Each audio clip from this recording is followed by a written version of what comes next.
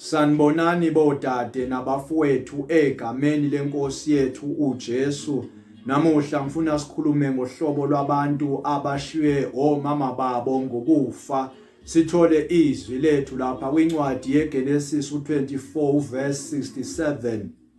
Lapho lithi izwi, uIsaac wamngenisa ethendeni likanina uSara, wamthatha uRebeka waba umkakhe. Wamthanda wase yaduduzeka emva kokufa kukanina.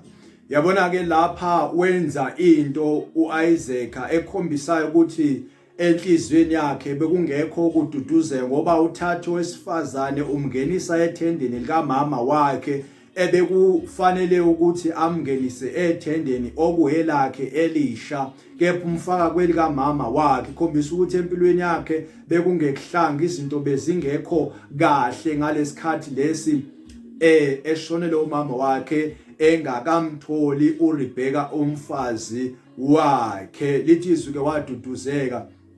Mntaka baba, uyaduduzeka noma usushiye umama wakho. uNkulunkulu uyaziletha empilweni izinto ezizoduduza umoya wakho, kepha abantu abaningi abamkeli ukududuzwa uNkulunkulu nomoya kaNkulunkulu, ngokuba izwi lithi abanhliziyo zaphukileyo uNkulunkulu usondele kubo ukuba abaduduze.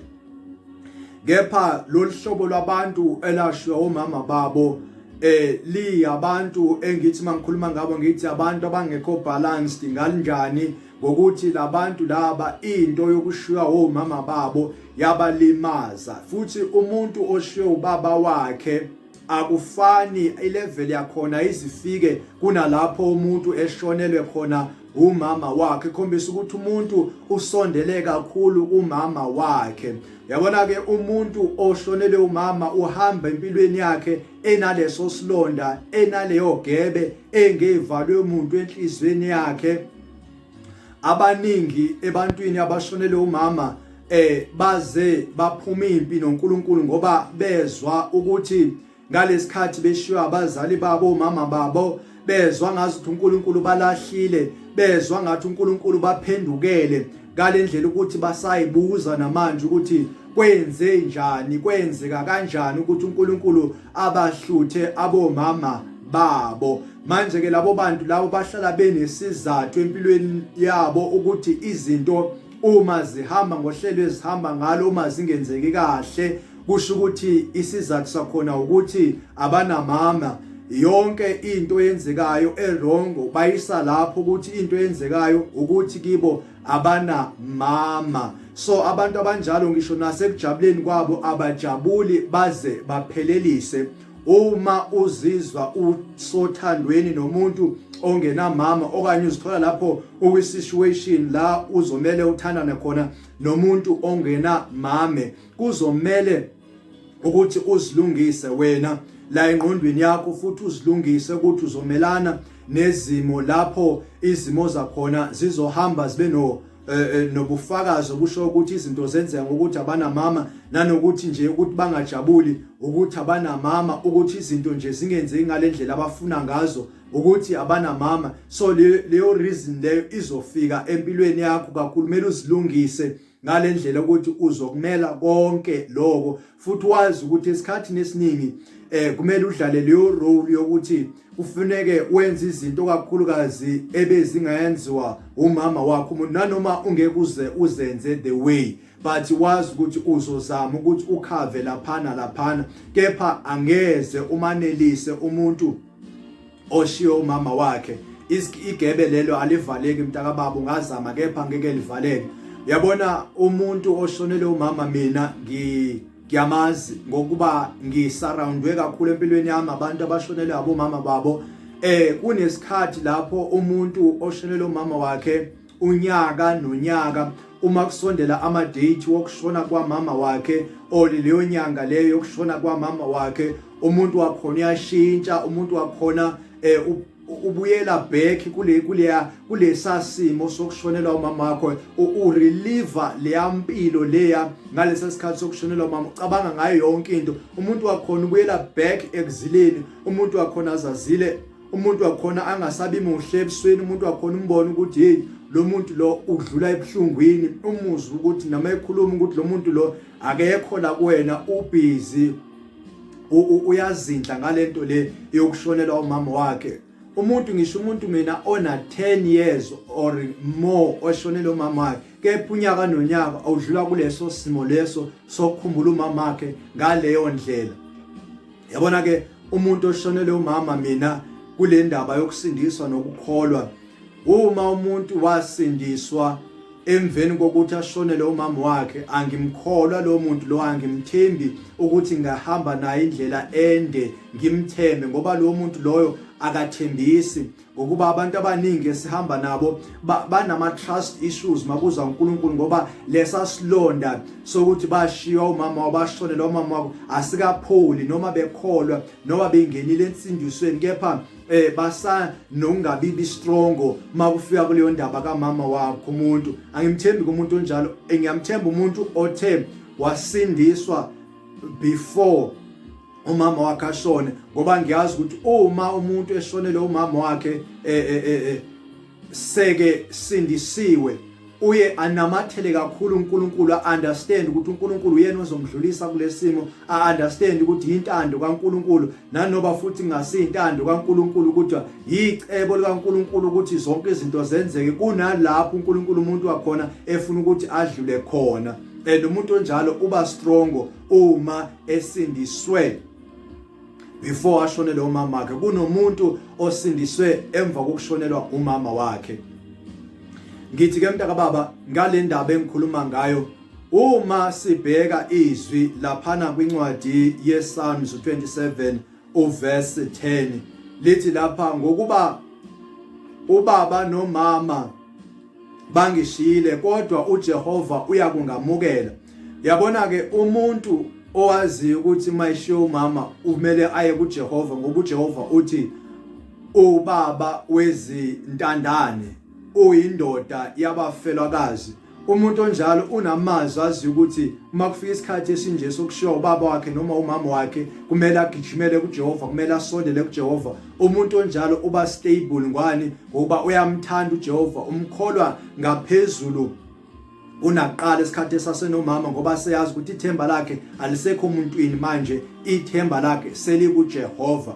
So umuntu onjalo mina ngiyamthemba uma kufika lapho. Yabona ke umuntu oshonelwe umama, ubuhlungu obumehlelayo, uyacabanga ukuthi izinto zonke emsebenzini akuhambi kahle, ungathola abantwana, ushonelwa abantwana, ungahambelwa izinto emshadweni kahle, ungathola umuntu wokushada, izinto ezinjalo umuntu wakhona uvela azibe ukuthi zisendabeni ukuthi washonelwa umama.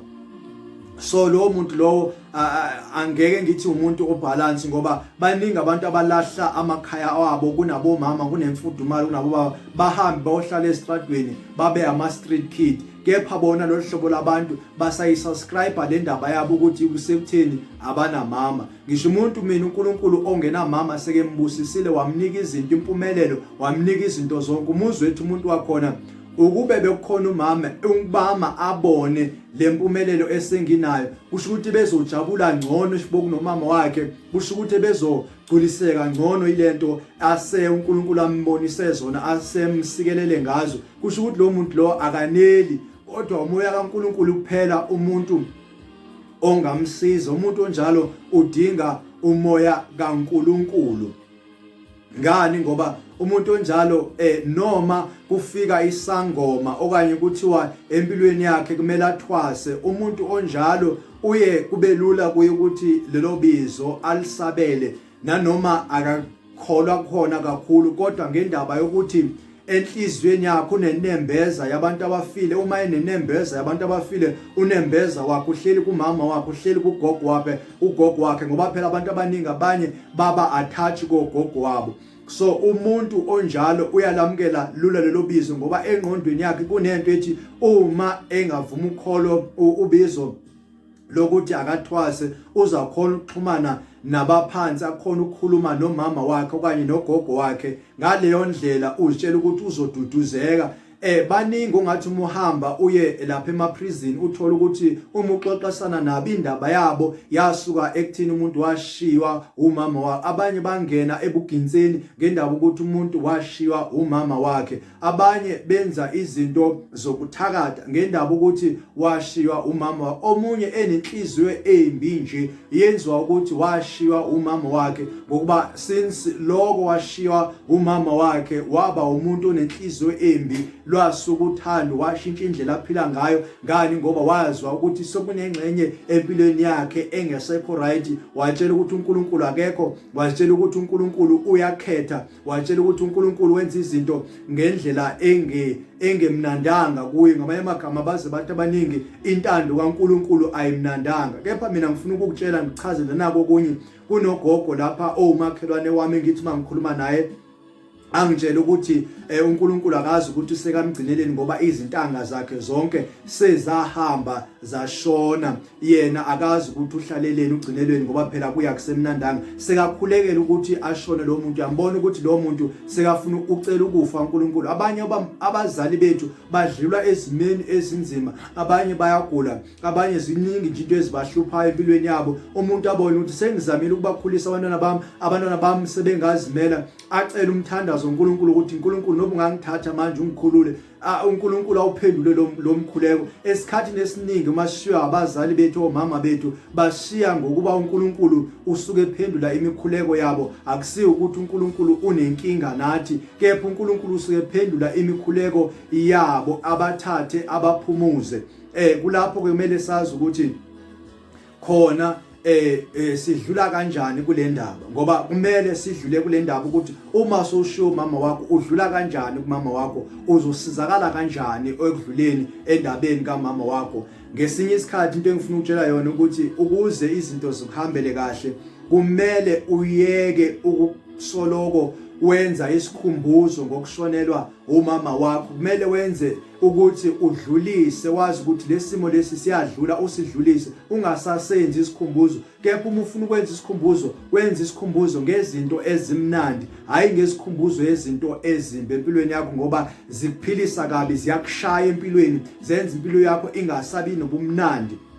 Uma sifunda lapha encwadini kaIsaiah 43 uverse 18 kulapho ethi uNkulunkulu khona, ningakhumbuli izinto zakuqala, ningazindli ngezindaba zasendulo, bhekani ngenza okusha. Yabona ke manje uNkulunkulu usho ukuthi sikhohlwe izinto zakuqala, sikhohlwe izinto eseyidlulile, sibheke ukuthi uNkulunkulu wenzani, ngoba uNkulunkulu uhlale njalo enza izinto ezinhle ezintsha futhi empilweni yethu. So ke kumele sidlule kuleso simo sokuthi sashonelwa umama nomama, ngoba abantu abaningi abanye bawomama ebantwaneni babo ngalesikhathi, kepha umuntu usanesikhalazo sika mama wakho washiwa mama, kepha naye umama sekumele focus ukuthi manje uthanda izingane zakhe, unakekela izingane zakhe, ngoba umuntu seka umama seka ubaba naye njengalesikhathi samanje.